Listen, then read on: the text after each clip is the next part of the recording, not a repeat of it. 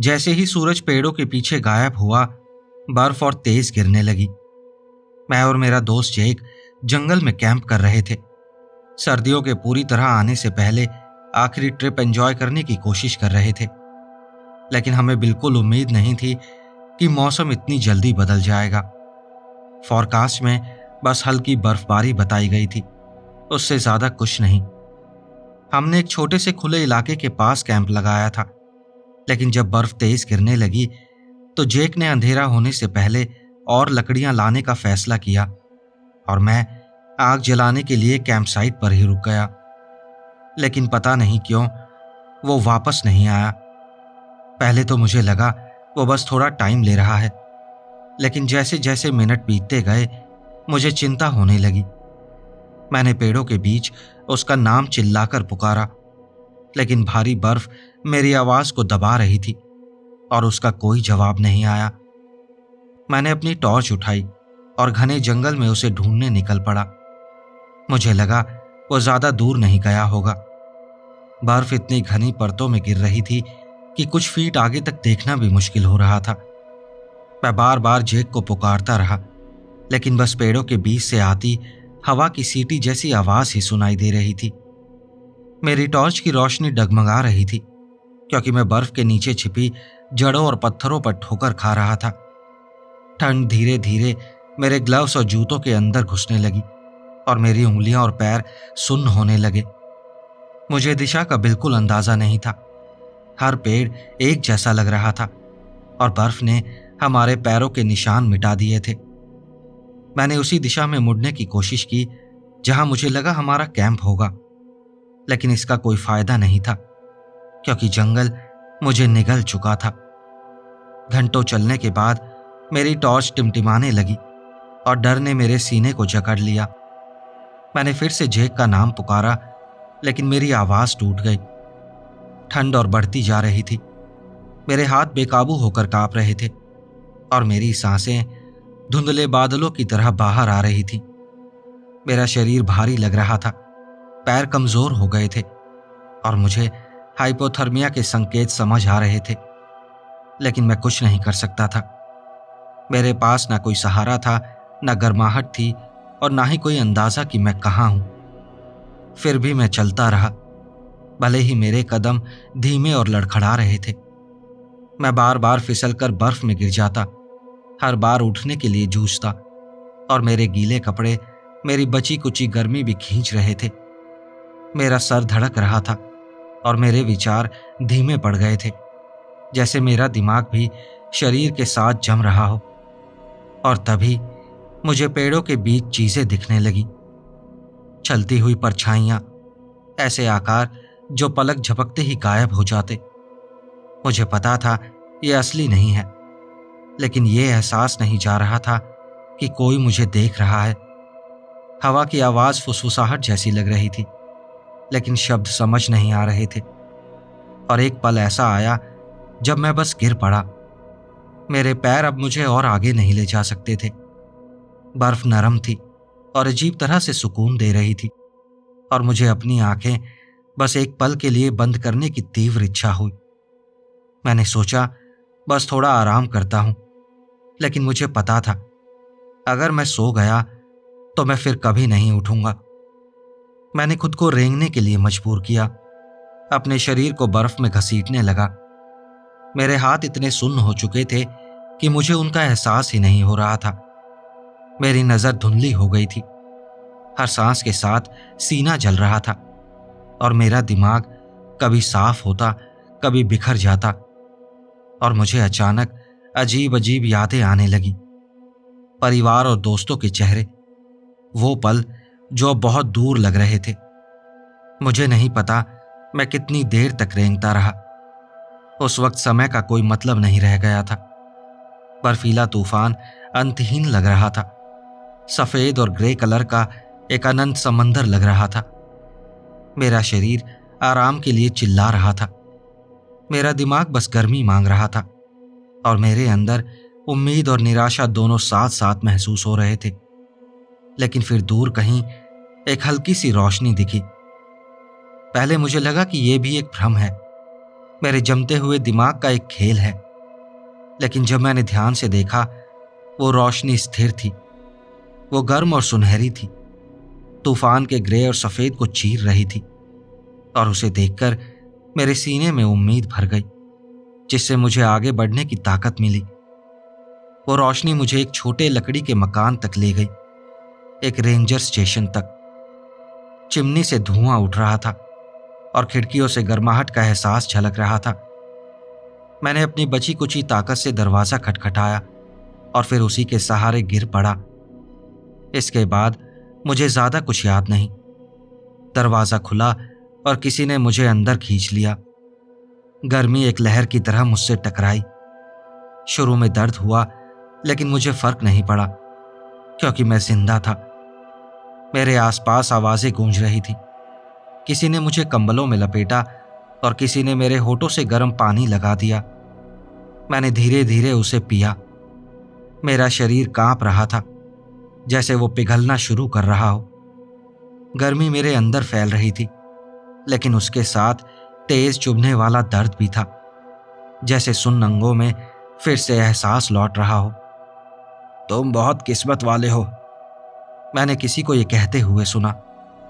मेरी नज़र थोड़ी साफ हुई और मैंने एक आदमी को देखा। वो शायद एक रेंजर था। वो मेरे पास घुटनों के बल बैठा था। उसकी आंखों में चिंता थी। तुम किस्मत वाले हो कि तुम्हें ये जगह मिल गई। 1 घंटा और बाहर रहते तो शायद बहुत देर हो जाती। मुझे बोलने में घंटों लग गए। मेरी आवाज बैठ चुकी थी, गला सूख गया था। मैंने किसी तरह उस रेंजर को जेक के बारे में बताया और उसने सर हिलाया। सुबह होते ही हम सर्च पार्टी भेजेंगे। मुझे याद है उसने यही कहा था। मैंने वो रात स्टेशन में बिताई, कई परतों वाले कंबलों में लिपटा हुआ, और आंख की चटकने की आवाज जिंदगी का सहारा लग रही थी। नींद थोड़ी थोड़ी आ रही थी और हर बार आंखें बंद करते ही वही जंगल दिखता, अंतहीन बर्फ और वो परछाइयां जो वहां नहीं होनी चाहिए थी। सुबह हुई और अपने वादे के मुताबिक रेंजर ने सर्च टीम तैयार कर दी। मैंने जिद की कि मैं भी उनके साथ जाऊं, भले ही मैं अब भी कमजोर था। हमने पूरे इलाके में तलाश की। जेक को पुकारते हुए घंटों बीत गए और हर कदम के साथ डर और भारी होता गया, और आखिरकार हमें वो मिल गया। उसने गिरे हुए पेड़ के नीचे एक छोटा सा शेल्टर बना लिया था।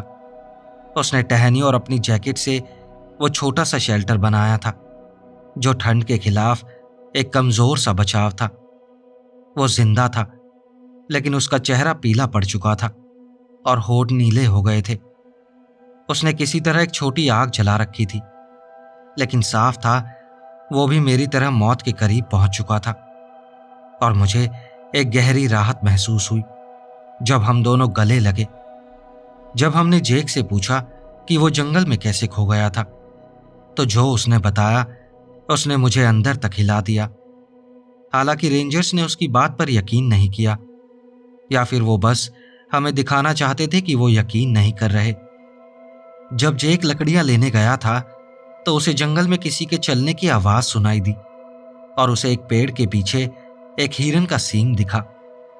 उसे नहीं पता क्यों, लेकिन उसके मन में एक तीव्र इच्छा हुई कि उसे उस हिरन को थोड़ा पास से देखना चाहिए, और वो उस हिरन के पास जाने लगा।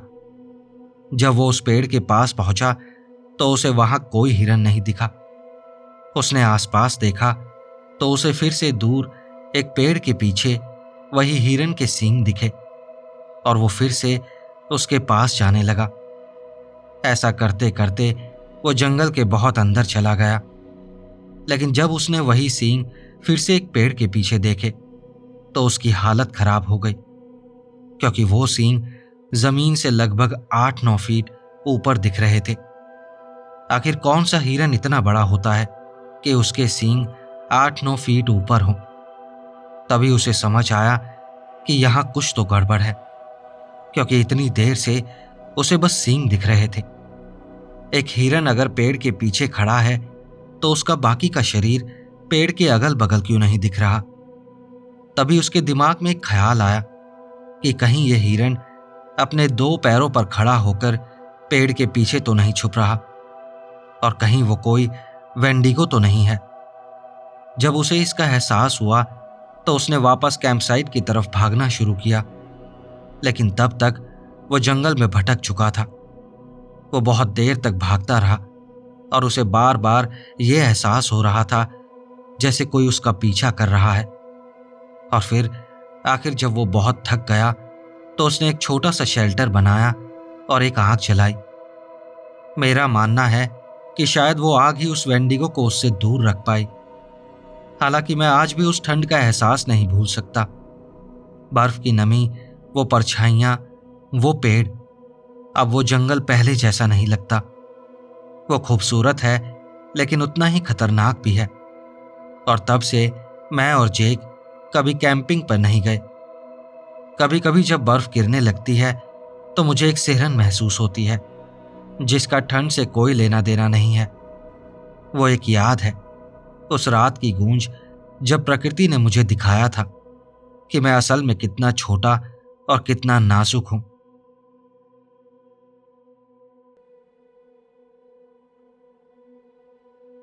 साल 2013 की न्यू ईयर्स ईव थी। मैं और मेरे पेरेंट्स मेरे दादाजी के घर पहुंचे, जो कोलोराडो के एक बिल्कुल सुनसान इलाके में था। 2014 शुरू होने में बस कुछ ही घंटे बाकी थे, लेकिन मैं झुंझला गया था। हम 3 घंटे ड्राइव करके ऐसी जगह आए थे जहां मेरे पास करने के लिए कुछ भी नहीं था। हाँ, मैं मोबाइल गेम खेल सकता था या अपने आईफोन 5 से दोस्तों को टेक्स्ट कर सकता था, लेकिन वहां सिग्नल बहुत खराब था। एक सिंपल मैसेज भेजने में भी बहुत टाइम लग रहा था। मैं घर के अंदर गया और सीधा लिविंग रूम की तरफ चला गया। वो उस घर में मेरी फेवरेट जगह थी, क्योंकि वहां आमतौर पर कोई नहीं होता था और टीवी पर कुछ इंटरेस्टिंग चल रहा होता था। मैं कमरे में गया और तुरंत ही निराश हो गया, क्योंकि मैं अकेला नहीं था। मेरे अंकल सोफे के एक कोने पर बैठे थे, और सच कहूं तो मुझे अपने अंकल बिल्कुल पसंद नहीं थे। उन्होंने मुझे कभी शारीरिक रूप से नुकसान नहीं पहुंचाया, लेकिन उन्हें मेरे दिमाग के साथ खेलना बहुत मजेदार लगता था। मुझे एंजाइटी की समस्या थी और उनके बार बार ताने मारना और बुरा बोलना चीजों को और खराब कर देता था। कोई भी कह सकता है कि मुझे उन्हें इग्नोर कर देना चाहिए था, लेकिन मैं उनकी हर बात अपने दिल पर ले लेता था। मैं ऐसा ही था। और सबसे बुरा यह था कि मेरे पेरेंट्स को इस बारे में कुछ भी नहीं पता था। जब भी मैंने पहले उन्हें बताने की कोशिश की, मेरे अंकल बाद में उनसे बात कर लेते थे और सब कुछ मजाक कहकर टाल दिया जाता था। लेकिन उस वक्त मैं अपने अंकल के साथ उसी लिविंग रूम में था, और इस बार मैंने ठान लिया था कि उनका अपने ऊपर कोई असर नहीं होने दूंगा। मैं सोफे के दूसरे कोने पर बैठ गया और उस समय चल रहा कॉलेज फुटबॉल मैच देखने लगा। मुझे याद है उन्होंने कुछ ताने जरूर मारे, लेकिन मैंने उन्हें नजरअंदाज कर दिया। कुछ देर बाद मैंने अपना फोन निकाला और टेक्स्ट करने लगा। क्या अपने बॉयफ्रेंड को टेक्स्ट कर रहे हो? मेरे अंकल ने मुस्कुराते हुए कहा। आप जानते हैं ना, मैं स्ट्रेट हूं। मैंने धीमे से जवाब दिया। देखिए, मुझे किसी के जेंडर से कोई समस्या नहीं है। मेरे कुछ बहुत अच्छे दोस्त हैं, जिनमें से कई अलग अलग जेंडर से आइडेंटिफाई करते हैं, और मैं उन्हें उतनी ही इज्जत देता हूं जितनी किसी स्ट्रेट इंसान को। लेकिन मेरे अंकल ऐसे नहीं थे। वो दूसरों की पहचान की इज्जत नहीं करते थे, और इससे मुझे उनसे और नफरत होने लगी। ठीक है, तो अपनी गर्लफ्रेंड को टेक्स्ट कर रहे हो? उन्होंने पूछा। हाँ, मैंने गर्व से जवाब दिया। मैंने कुछ महीने पहले एलिसिया नाम की लड़की को डेट करना शुरू किया था, और हमारा रिश्ता काफी समय तक चला। असल में आज भी हम अच्छे दोस्त हैं। सच में? उन्होंने पूछा। मुझे नहीं लगता कि कोई तुम्हारे जैसे अडॉप्टेड मोटे इंसान को डेट करेगा। मैंने उनकी तरफ देखा। आपका क्या मतलब है? ओह सॉरी, मेरे अंकल ने हल्की मुस्कान के साथ कहा। शायद तुम्हें पता नहीं है। क्या नहीं पता? कि तुम अडॉप्टेड हो। Very funny. मैंने मुड़ते हुए कहा, मैं मजाक नहीं कर रहा। तुम अडॉप्टेड हो और मैं ये साबित कर सकता हूं। उन्होंने अपना फोन निकाला और एक डॉक्यूमेंट की फोटो दिखाई। मुझे ये समझने में एक सेकंड लगा कि वो अडॉप्शन पेपर्स थे जिनमें मेरा नाम था और नीचे मेरे पेरेंट्स के साफ पहचानने वाले सिग्नेचर थे। मैंने अपने पेरेंट्स को उन सिग्नेचर्स के साथ कई बार साइन करते देखा था और मैं देख सकता था कि वो असली थे, और इसीलिए अचानक मुझे चक्कर सा आने लगा। मैं थोड़ा बाहर जा रहा हूं। मैं कमरे से बाहर निकला और अपने बूट्स पहन लिए। दरवाजे के पास घड़ी में 11 बज रहे थे। मुझे नहीं पता ये डिटेल मुझे क्यों याद है। मैं बाहर निकला और बस चलता गया। मुझे फर्क नहीं पड़ रहा था कि मैं कहाँ जा रहा हूं। मुझे बस अकेला रहना था। मैं घर के पास वाले जंगल में चला गया। मेरे फोन की टॉर्च ही मेरी एकमात्र रोशनी थी, लेकिन मुझे कोई परवाह नहीं थी। मैं बहुत ज्यादा परेशान था। जो कुछ भी मैं सच मानता था वो सब झूठ निकला। मैंने अपने आंसू रोकने की कोशिश की और घने जंगल में और तेज चलने लगा। आखिरकार जब मैंने ऊपर देखा तो मुझे एहसास हुआ कि मैं मुसीबत में हूं। मैं हर दिशा में मुड़ा, लेकिन घर कहीं नजर नहीं आ रहा था। मैंने अपने फोन का मैप खोला, लेकिन वहां कोई नेटवर्क नहीं था। मेरी उदासी की जगह डर ने ले ली और मैं रास्ता ढूंढने के लिए दौड़ने लगा। कुछ मिनट दौड़ने के बाद मुझे एक छोटा सा खुला इलाका मिला जिसके बीच में एक अकेला पेड़ था। मैंने तय किया कि मैं उस पेड़ पर चढ़ूंगा ताकि मुझे ऊपर से बेहतर नज़ारा मिल सके। लेकिन जैसे ही मैं पेड़ पर चढ़ने लगा, मुझे दूर से एक टहनी टूटने की आवाज़ सुनाई दी और मैं वहीं जम गया। मुझे पत्तों के कुचलने की हल्की आवाज़ पास आती हुई सुनाई दी। मुझे लगा शायद कोई ऐसा हो जो मेरी मदद कर सके। मुझे आज तक नहीं पता क्यों, लेकिन उससे पहले कि मैं देख पाता कि मेरे पास क्या आ रहा है, मेरा शरीर खुद ब खुद फाइट और फ्लाइट मोड में चला गया। मेरा एड्रेनलिन बढ़ गया और मैं जल्दी से पेड़ के पीछे जाकर दूर से देखने लगा। मैंने अपने फोन की लाइट बंद कर दी। अब सिर्फ चांद की रोशनी थी। मैंने उन कदमों की आवाज को उस खुले इलाके में आते सुना और मेरी जिज्ञासा बढ़ गई। मैंने पेड़ के पीछे से झांका और एक आकृति देखी। कुछ बहुत बड़ा था, लेकिन किसी तरह मुझे समझ आ गया कि वो कोई सामान्य जानवर नहीं था। उसके चलने का तरीका ही अलग था। वो 2 पैरों पर चल रहा था, लेकिन उसके हाथ नीचे लटके हुए थे और वो करीब 10 फीट लंबा था।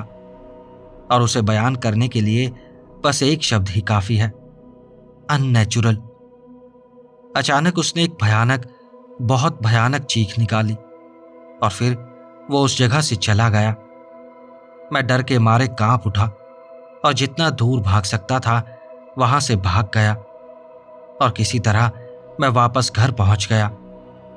मेरी मां ने मुझे देखा और तुरंत मेरे पास दौड़कर आई। उन्होंने कहा कि वो बहुत परेशान थी। मैं उन्हें ये नहीं बता पाया कि मैंने जंगल में क्या देखा। मैंने उनकी तरफ देखा और वो पूछा जो मेरे अंकल ने कहा था। वो वही रात थी जब मुझे पता चला कि मैं सच में अडॉप्टेड हूं। मेरे पेरेंट्स और मेरे ग्रैंडफादर मेरे अंकल पर बहुत गुस्सा हुए और उस रात के बाद उन्होंने उनसे हर रिश्ता तोड़ दिया।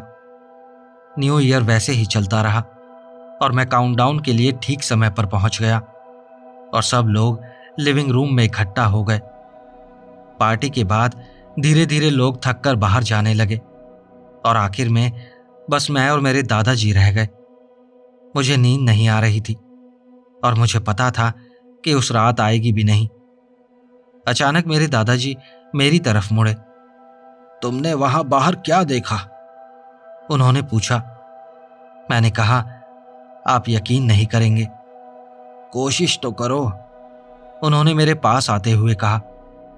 मैंने उन्हें सब कुछ सच सच बता दिया और हैरानी की बात यह थी कि वो हंसे भी नहीं, जबकि मुझे लगा था कि वो हंसेंगे, मेरा मजाक बनाएंगे। लेकिन वो पूरी तरह गंभीर थे। फिर उन्होंने कहा, मैंने भी उसे देखा है कई बार और मुझे लगता है वो यहीं कहीं रहता है। मुझसे वादा करो, तुम उन जंगलों में कभी अकेले नहीं जाओगे। मैंने सर हिलाकर हाँ कहा। मेरे दादाजी उस रात मेरे साथ जागते रहे और भले ही वो मेरे असली दादाजी नहीं थे, लेकिन हम उस रात और करीब आ गए। मैं उस इंसान से बहुत प्यार करता था, लेकिन 2018 में उनका निधन हो गया। उनके गुजरने के बाद मैं उस घर में कई बार गया, लेकिन मैंने उस चीज को फिर कभी नहीं देखा। मेरे दादाजी के जाने के बाद किसी और ने वो घर खरीद लिया। मैं आशा करता हूं कि वो सुरक्षित रहें, क्योंकि शायद उन्हें नहीं पता वो किस चीज में पड़ रहे हैं। मेरे और मेरे पेरेंट्स के बीच कुछ खास नहीं बदला और मैं आज भी उनसे बहुत प्यार करता हूं। लेकिन उस रात जो डर मैंने महसूस किया था वो मुझे हमेशा प्रभावित करेगा।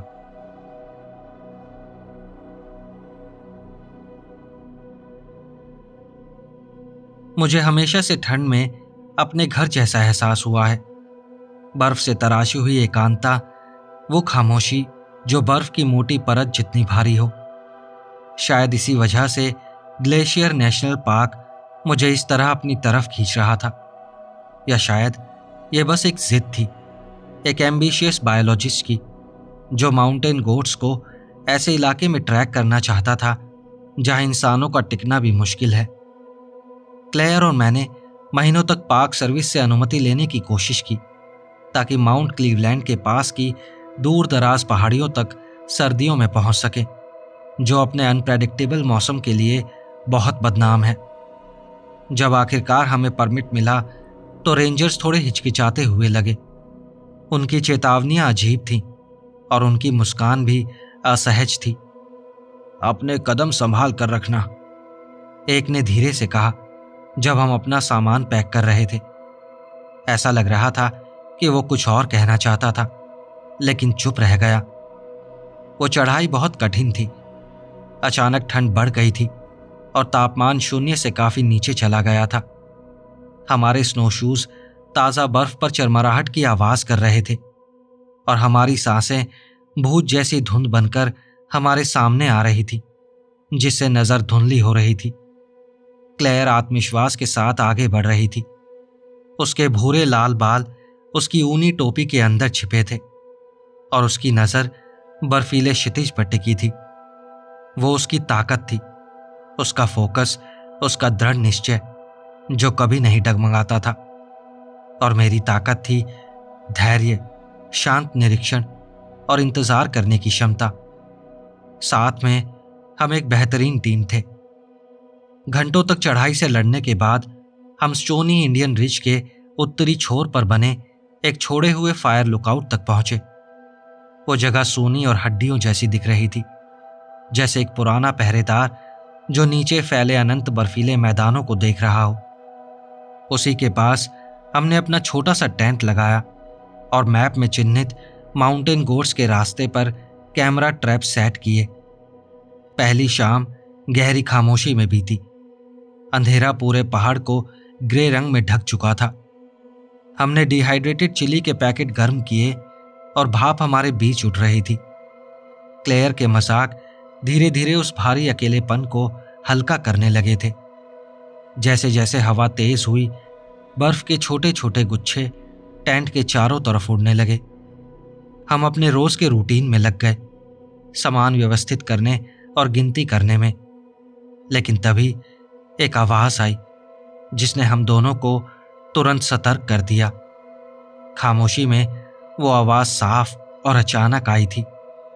टेंट के बाहर बर्फ पर किसी के चलने की धीमी लेकिन साफ आवाज आ रही थी। क्लेयर ने मेरी तरफ देखा। उसकी आंखें बड़ी लेकिन शांत थीं। माउंटेन गोट्स, उसने धीरे से कहा। उसकी आवाज थोड़ी कसी हुई थी। शायद, मैंने भी धीरे से कहा, लेकिन मुझे खुद यकीन नहीं था। मुझे माउंटेन गोट्स के चलने की आवाज अच्छी तरह से पता थी, लेकिन ये आवाज भारी थी, नापी तुली थी और बहुत सटीक थी। 1 मिनट बाद वो आवाज अचानक रुक गई हमने धीरे से टेंट खोला।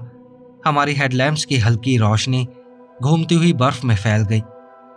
मैंने रोशनी चारों तरफ घुमाई और मुझे ताज़े निशान दिखे, जो लंबे, गहरे और अजीब तरह से फैली हुई उंगलियों जैसे निशान थे।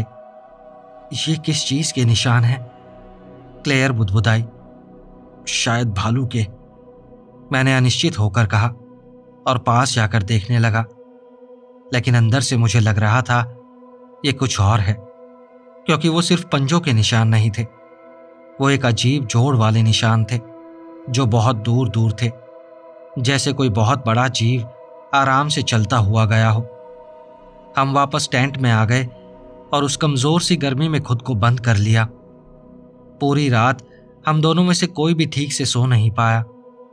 क्लेयर कभी कभी हिलती डुलती और हर बार मेरी नींद टूट जाती। उसकी सांसें तेज हो जाती, जैसे वो कोई सपना देख रही हो जिसे वो याद भी नहीं रख पाएगी। अगली सुबह सूरज उगते ही वही सख्त खामोशी वापस आ गई। हमने देखा कि हमारे कैमरे ट्रिगर हुए थे, लेकिन कोई साफ तस्वीर नहीं थी, बस खाली फ्रेम और स्टैटिक था। क्लेयर ने मजाक करने की कोशिश की, लेकिन उसकी आवाज में बेचैनी थी। शायद टेक्निकल गड़बड़ है, ठंड की वजह से इलेक्ट्रॉनिक्स खराब हो गए होंगे। शायद, मैंने कहा, लेकिन मुझे खुद भरोसा नहीं था। हम जंगल के और अंदर गए और ट्रैप लगाने और साफ निशान ढूंढने लगे। दिन के बीच में मेरी नजर एक अजीब चीज पर पड़ी। एक पाइन के पेड़ की टहनी साफ टूटी हुई थी और 90 डिग्री के एंगल पर सीधी बर्फ में खड़ी हुई थी, जैसे गुरुत्वाकर्षण को चुनौती दे रही हो। वो कोई हादसा नहीं था, वो जानबूझकर किया गया था। क्लेयर भी उसे देखती रही। वो हैरान लग रही थी, लेकिन अपने प्रोफेशनल अंदाज में चिंता छुपाने की कोशिश कर रही थी। हवा यहां अजीब चीजें कर सकती है, उसने कहा, लेकिन उसकी बात खोखली लग रही थी। रात फिर से जल्दी आ गई। अंधेरा हमारे छोटे से टेंट के चारों तरफ सिमट गया। हम चुप बैठे रहे, अपने अपने नोट्स और सावधान विचारों में खोए रहे। क्लेयर पहले सो गई, लेकिन मुझे नींद नहीं आई। मैं हर आवाज सुनने की कोशिश कर रहा था, हवा के हर बदलाव पर ध्यान दे रहा था। लेकिन तभी मेरी नजर के किनारे कुछ हिला। एक लंबी अजीब सी परछाई जो पेड़ों के किनारे खड़ी थी। मेरा दिल एक पल के लिए रुक सा गया और एड्रेनलिन पूरे शरीर में दौड़ गया। मैंने अपनी आंखें मली, ये सोचते हुए कि थकान मुझे धोखा दे रही है, लेकिन वो आकृति वहीं खड़ी रही। वो साफ दिख रही थी, लेकिन बर्फ की धुंध में उसे ठीक से समझ पाना मुश्किल था। क्लेयर, मैंने धीरे लेकिन घबराहट में कहा। वो चौंक कर उठी, उसकी आंखें धुंधली थीं। क्या हुआ? बाहर कुछ है, मैंने कहा। मेरी धड़कन तेज हो रही थी, लेकिन जैसे ही क्लेयर ने बाहर देखा, वो आकृति धीरे धीरे अंधेरे में गायब हो गई, उतनी ही खामोशी से जितनी खामोशी से वो आई थी। उसने मेरे कंधे पर हाथ रखा। पेड़ और परछाइयां हैं ईथन, और कुछ नहीं है। लेकिन हम दोनों को ही इस बात पर यकीन नहीं था। हम फिर से टेंट में सिमट गए, लेकिन बेचैनी बनी रही और मैं छत को घूरता रहा। हवा की आवाज सुनते हुए मेरा दिमाग बार बार वही चीजें दोहरा रहा था। वो सीधी टहनी, वो इंसान जैसे निशान और वो खड़ी हुई आकृति। हम दोनों ने जंगल में इतना समय बिताया था कि अपने इंस्टिंक्ट्स पर भरोसा कर सकें और समझ सकें कि कुछ बहुत गलत है। और ये रिज, ये बर्फ से ढकी सुनसान जगह बहुत खतरनाक लग रही थी। सुबह हुई जो बहुत फीकी और ठंडी थी। नींद पूरी तरह गायब थी और थकान ऐसे लग रही थी जैसे हड्डियों में बर्फ जम गई हो। हमने ज्यादा बात नहीं की, बस चुपचाप तैयार होने लगे। हम बाहर निकले और दुनिया बदल चुकी थी। रात भर की भारी बर्फबारी ने हमारे सारे निशान मिटा दिए थे और सब कुछ एक अनंत जमी हुई खामोशी में बदल गया था। क्लेयर ने भौहें सिकोड़ ली जब हमने अपने तबाह कैंप को देखा। टेंट फटा हुआ था, कपड़ा बहुत सटीक तरीके से चीर दिया गया था। ये किसी जानवर के पंजे नहीं थे, ये कुछ और था। हमारा सामान इधर उधर फैला हुआ था, जैसे किसी ने हर चीज को बहुत ध्यान से जांचा हो। खाना, इमरजेंसी राशन, स्टोव, सब गायब था। जिसने भी ये किया है उसे पता था कि उसे क्या चाहिए, क्लेयर ने धीरे से कहा। उसकी आवाज में दबा हुआ डर था। मेरी नजर कैंप के चारों तरफ बने गहरे निशानों पर गई। अब वो साफ दिख रहे थे, लंबी उंगलियों जैसे निशान, बहुत दूर दूर और बर्फ में गहराई तक धंसे हुए। मेरा सीना कस गया। वो इंसान जैसे थे, नंगे पैर, लेकिन बहुत बड़े थे। क्लेयर घुटनों के बल बैठ गई और अपने सामान से बर्फ हटाने लगी। हमें अभी यहां से निकलना होगा ईथन। मैंने तुरंत सर हिलाया और जो थोड़ा सामान बचा था उसे पैक किया और दिमाग में तर्क ढूंढने लगा। लेकिन जैसे ही मैंने ऊपर रिज की तरफ देखा, मेरे अंदर डर मरोड़ने लगा। कल रात की वो आकृति अभी भी दिमाग में जिंदा थी। हम जल्दी से कैंप छोड़कर दक्षिण की तरफ बढ़े, वापसी का रास्ता खोजने की कोशिश करने लगे। लेकिन भारी बर्फबारी ने हर पहचान को मिटा दिया था। मेरा दिमागी नक्शा भी बेकार हो गया था। घंटों तक कमर तक बर्फ में चलते हुए हमें आगे एक चट्टानी हिस्सा दिखा। जैसे ही हम उसके पास पहुंचे, क्लेयर अचानक रुक गई। उसका चेहरा पीला पड़ गया। उसकी नजर ऊपर टिकी थी। वहां ऊपर कोई था, उसने धीरे से कहा। मैंने भी उसकी नजर का पीछा किया। पहले मुझे बस परछाइयां और चट्टानें दिखीं, लेकिन फिर अचानक हल्की सी हरकत हुई और एक आकृति दिखी जो चट्टान के पीछे से हिली। लंबी, दुबली, सीधी खड़ी, और उसके सर पर अजीब से सींगों का गुच्छा था। मेरी धड़कन अचानक तेज हो गई। तुमने भी उसे देखा? क्लेयर की आवाज कांप रही थी। हां, मैंने धीरे से कहा। मेरी आवाज खुद भी मुश्किल से सुनाई दे रही थी। वो आकृति जल्दी से चट्टान के पीछे गायब हो गई। क्लेयर ने मेरी तरफ देखा। उसकी आंखें बड़ी थी, लेकिन फैसला पक्का था। हमें चलते रहना होगा। दोपहर ढलते ढलते ठंडी चुभती हुई हवा फिर से तेज हो गई, जो हमारे चारों तरफ चीख रही थी। ठंड और अंदर तक घुसने लगी थी। उंगलियां और पैर सुन्न हो गए थे और चलना भी मुश्किल लगने लगा था। जब हम एक छोटे से पेड़ों के झुंड के नीचे रुककर आराम करने लगे, क्लेयर के हाथ बुरी तरह कांप रहे थे। उसके जूते, जो पहले ही नमी से कमजोर हो चुके थे, पूरी तरह भीग चुके थे। तुम तो जम रही हो, मैंने उसके पास घुटनों के बल बैठते हुए कहा। उसका चेहरा बहुत पीला पड़ चुका था। उसकी आंखें खाली लग रही थी, ध्यान कहीं और था, और अब हाइपोथर्मिया का खतरा साफ था। मैं ठीक हूं, उसने जिद में कहा, लेकिन उसकी कांपती आवाज सच बता रही थी। जैसे ही शाम आई, परछाइयां धीरे धीरे अंधेरे में खुल गईं। हमें पेड़ों के पास एक छोटा सा गड्ढा मिला और हमने गिरी हुई टहनियों और बर्फ से एक अस्थायी शेल्टर बनाया।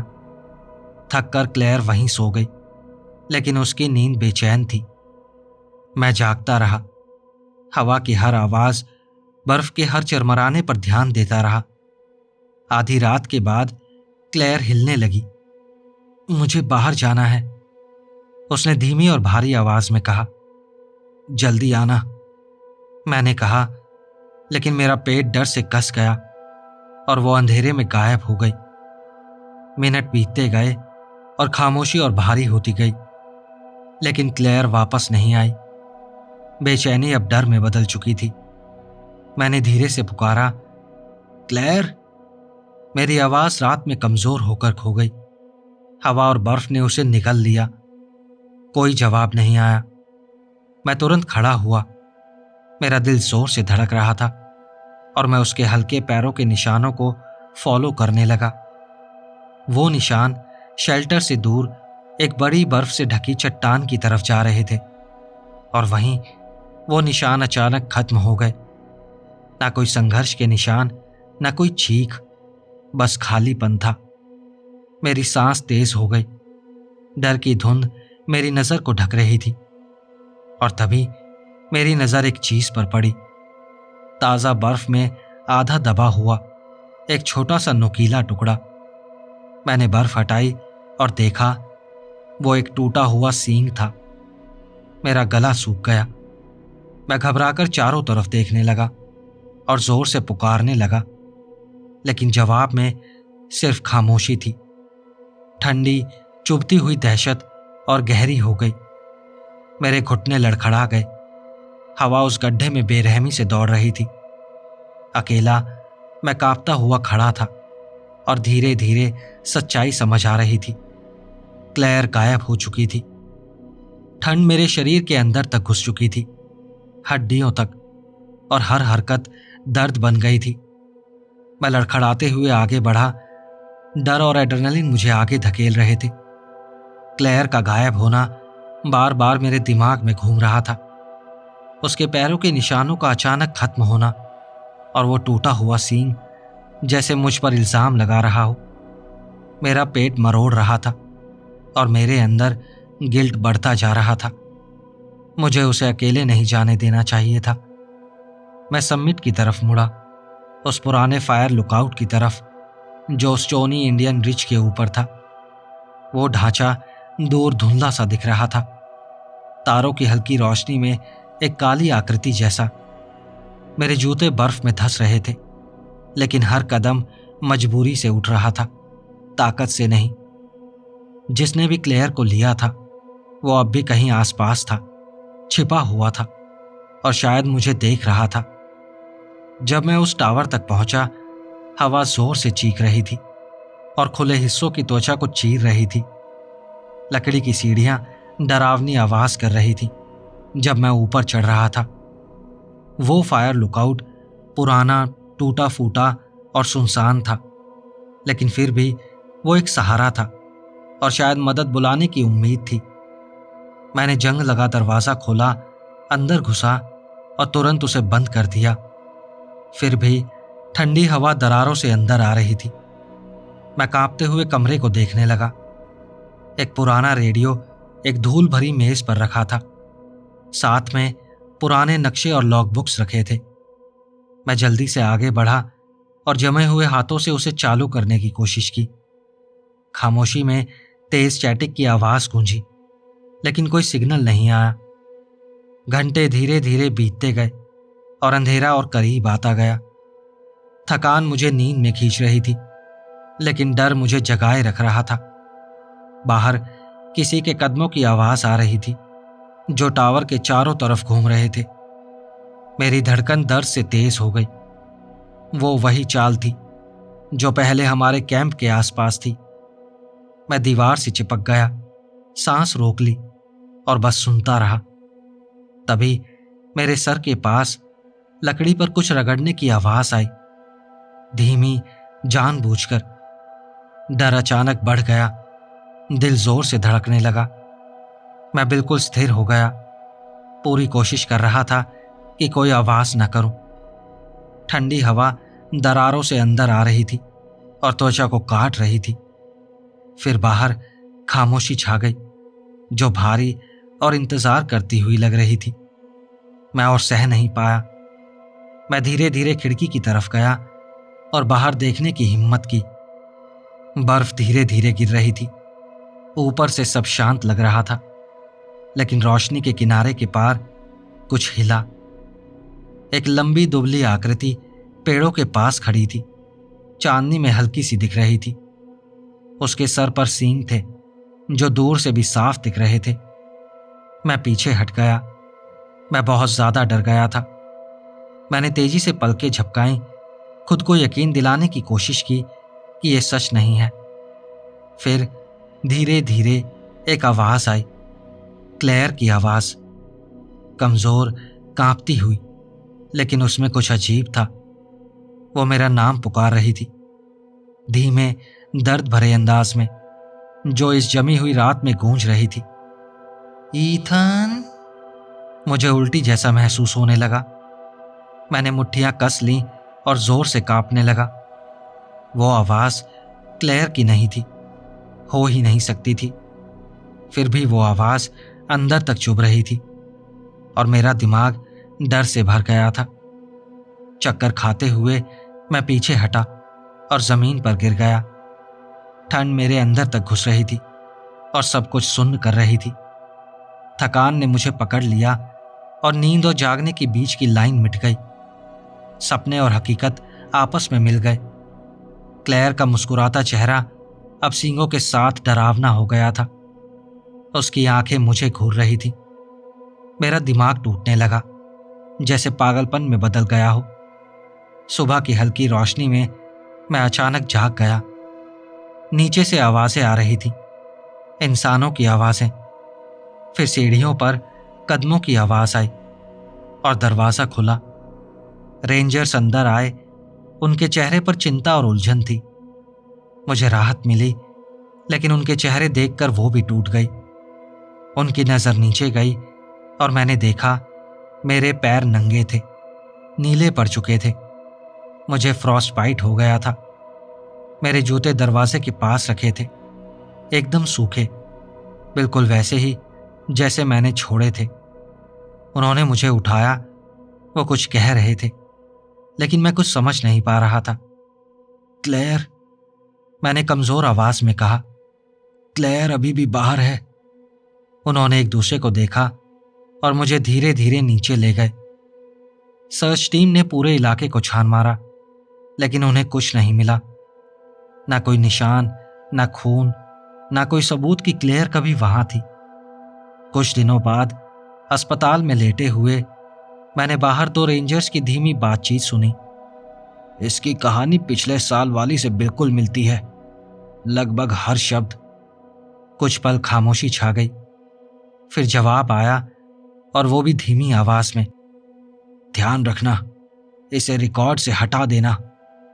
फिर उनके कदम दूर चले गए और मैं अकेला रह गया, लेकिन उनके शब्द मेरे दिमाग में गूंजते रहे।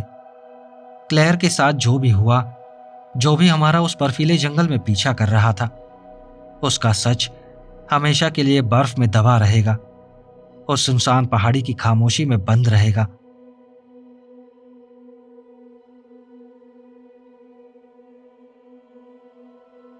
मुझे ये सब लिख लेना चाहिए, इससे पहले कि मैं खुद को यकीन दिला दूं कि यह हुआ ही नहीं था। यह सब पिछले साल दिसंबर में हुआ था। मैं नॉर्दर्न मिनेसोटा में अपने अंकल के पास गया हुआ था, जो कनाडियन बॉर्डर के पास रहते हैं। वो उन लोगों में से हैं जिन्हें अकेलापन पसंद है। वो जंगल के बीचों बीच एक कैबिन में रहते हैं। उनके आसपास कोई पड़ोसी नहीं है, बस पेड़ है।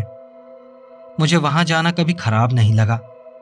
मुझे वो सन्नाटा पसंद है, लेकिन उस रात के बाद मुझे नहीं लगता कि मैं कभी वापस जाऊंगा। वो साल की सबसे ठंडी रात थी। शायद तापमान -30 डिग्री था।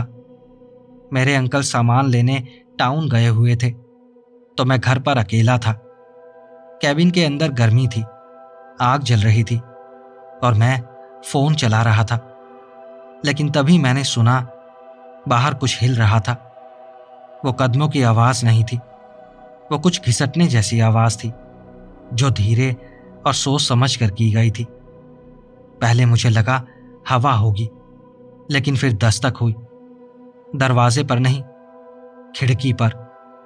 3 धीमी साफ साफ टैप। मैं वहीं जम गया। मेरे अंकल का सबसे पास वाला पड़ोसी भी मीलों दूर रहता था, और इतनी ठंड में कोई समझदार इंसान बाहर नहीं होगा। लेकिन फिर से वही नॉक हुआ। मैंने टॉर्च उठाई और खिड़की से बाहर रोशनी डाली, और काश मैंने ऐसा नहीं किया होता। पेड़ों की लाइन के ठीक बाहर कुछ खड़ा था। वो बहुत लंबा था, कम से कम 7 या 8 फीट का, लेकिन बहुत दुबला था। उसकी लंबी लंबी हड्डी जैसी बाहें थी।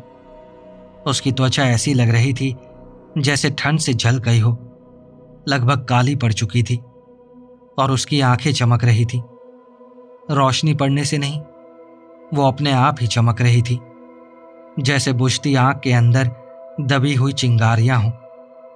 मुझे नजरें हटा देनी चाहिए थी, पर्दे बंद कर देने चाहिए थे, लेकिन मैं जड़ हो गया था और बस उसे देख रहा था। मैं सांस तक नहीं ले पा रहा था। और फिर वो मुस्कुराया। उसके दांत बहुत ज्यादा थे, बहुत नुकीले थे और पूरे चेहरे में फैले हुए थे।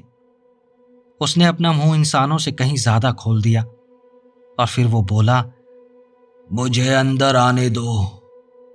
उसकी आवाज उसके शरीर से मेल नहीं खाती थी। कुछ गलत था, जैसे कोई रिकॉर्डिंग गलत स्पीड पर चल रही हो। वो बहुत भारी और टूटी फूटी थी। मैंने अपने अंकल की राइफल उठाई, दरवाजा लॉक किया और कमरे के सबसे दूर वाले कोने में जाकर खड़ा हो गया। वो दस्तक बंद हो गई, लेकिन बाहर दीवारों पर उसके घिसटने की आवाज आ रही थी। मैं घंटों तक वहीं बैठा रहा, तब तक जब तक मेरे अंकल वापस नहीं आ गए। जैसे ही उनकी गाड़ी की हेडलाइट्स पेड़ों पर पड़ी, सारी आवाजें बंद हो गई। उन्होंने मुझे देखा। मैं पीला पड़ चुका था, पसीनों में भीगा हुआ था और राइफल को ऐसे पकड़े था जैसे उसी पर मेरी जान टिकी हो। मैंने उन्हें सब कुछ बता दिया। उन्होंने कुछ नहीं कहा, बस सर हिलाया और कैबिन के बाहर चेक करने चले गए। जब वो वापस आए, उनका चेहरा थोड़ा बदला हुआ था, जैसे वो खुद भी घबरा गए हों। उन्होंने कहा, बर्फ में कोई निशान नहीं है, कुछ भी नहीं है। लेकिन ये नामुमकिन था। मैंने उसे सुना था और मैंने उसे देखा था, लेकिन बाहर कुछ भी नहीं था। ना कोई पैरों के निशान, ना दीवारों पर कोई खरोंच, बस साफ बर्फ और खामोश पेड़ थे। अगली सुबह मैं वहां से चला गया और तब से मैं कभी वापस नहीं गया। मेरे अंकल अभी भी वहीं रहते हैं, लेकिन वहां से आने से पहले उन्होंने मुझसे एक बात कही थी। उन्होंने कहा था, अगर तुम उसे फिर कभी सुनो तो उसे देखना मत, और चाहे कुछ भी हो जाए उसे घर के अंदर मत आने देना। मैंने ये बात अब तक किसी और को नहीं बताई, लेकिन मुझे पता है मैंने क्या देखा था, और मुझे ये भी पता है कि वो अभी भी कहीं बाहर है।